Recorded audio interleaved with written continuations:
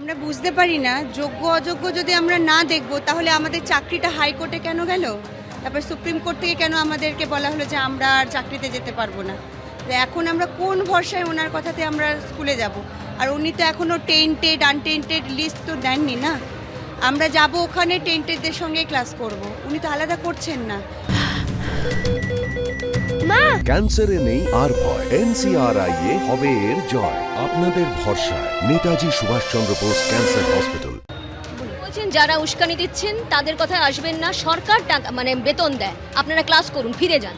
দেখুন, আমরা কোনো রাজনীতি ছত্রছায়া নেই, আর আমরা কারোর উস্কানিতে আসিনি। আমরা আমাদের একাডেমিক কোয়ালিফিকেশনে যোগ্যতা অর্জন করে চাকরি করছি। আজকে আমাদের রুজি রোজগার সব চলে গেছে, আজকে আমরা মাঠে বসেছি, ঠিক আছে? রাস্তায় যে দেখছেন তো সবাই রাস্তায় আমরা গড়াগড়ি খাচ্ছি, জল দিচ্ছে, খাবার দিচ্ছে, সেগুলো হাত পেতে নিতে হচ্ছে আমাদেরকে। কালকে সারা রাত দু চোখের পাতা আমরা এক করতে পারিনি। তাহলে আজকে এই জায়গাটা কেন এসেছে? আর যদি উনি বলছেন উনি টাকা দিচ্ছেন, সরকার টাকা দিচ্ছে অবশ্যই, কিন্তু সেই সরকারের জন্যই তো আজকে আমরা রাস্তায়। সরকারের এত বড় প্রাতিষ্ঠানিক দুর্নীতি যে নিজেরাই সলভ করতে পারছেন না, আমরা আজকে তার ভুক্তভোগী। রোজ দিন নতুন নতুন তাদের এক একটা এসে চলছে, পর্ব চলছে, তাহলে আমরা কোথায় যাব বলুন? মুখ্যমন্ত্রী বলছেন যে তিনি আন্দোলনকারীদের সাথে কথা বলার চেষ্টা করেছিলেন, কিন্তু অনেকেই অনড় রয়েছেন এই আন্দোলন। না, এরকম কোনো ব্যাপার নেই। উনি নিজে থেকেই নেতাজি ইন্ডোরে আমাদেরকে ডেকেছিলেন, আমরা সবাই গেছিলাম সাদরে, কিন্তু ওখানে বলা হয়েছিল যারা যোগ্য তারাই শুধু পাস পাবে, তারাই ঢুকবে। আমরা সেই হিসেবে পাস কালেক্ট করেছিলাম, কিন্তু পরবর্তীতে দেখা গেল অযোগ্যরা ওখানে ঢুকে গেল।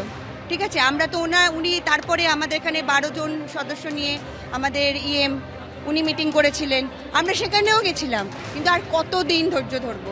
আমাদের যোগ্যদের লিস্ট দেবে বলেছিল, যোগ্য অযোগ্য আলাদা করবে, সার্টিফাইড লিস্ট দেবে। 21 তারিখ অবধি আমাদের বলা হয়েছিল যে ডেট, কিন্তু কালকেও সেটা আমরা দেখিনি। কালকে সেখানে কি দেখলাম?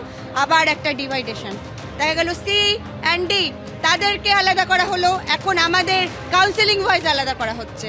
যোগ্য অযোগ্যদের নিয়ে ভাবার কথা নেই, যোগ্য অযোগ্য আপনাদের ভাবতে হবে না। আপনারা ক্লাস করুন, ফিরে যান, সরকার বেতন দেবে, বেতন নিয়ে ভাবতে হবে না।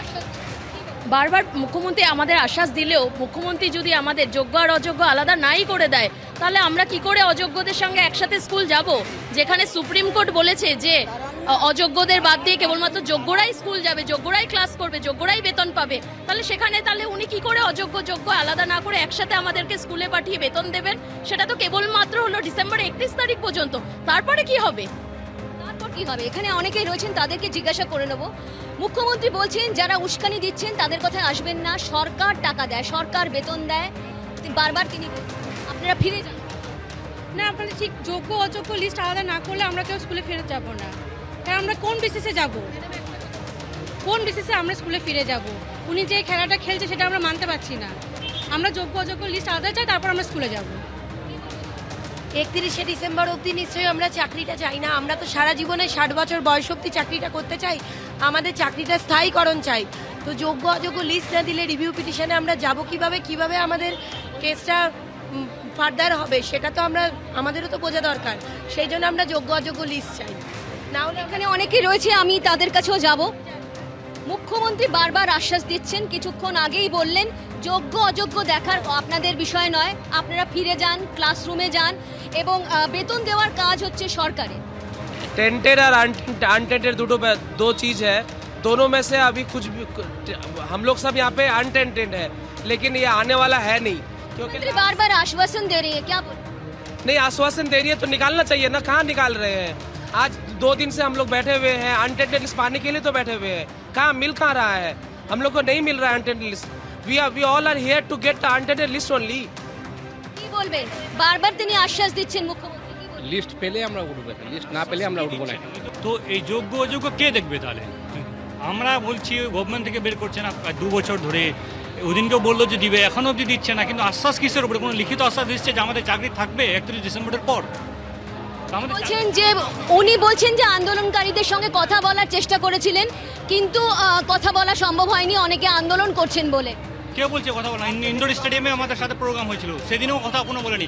ওইভাবে মুখোমুখি আশ্বাস দিয়ে লাভ নাই, কাগজে কলমে কি 31 ডিসেম্বরের পর আমাদের চাকরি থাকবে এটার গ্যারেন্টি কে দেবে?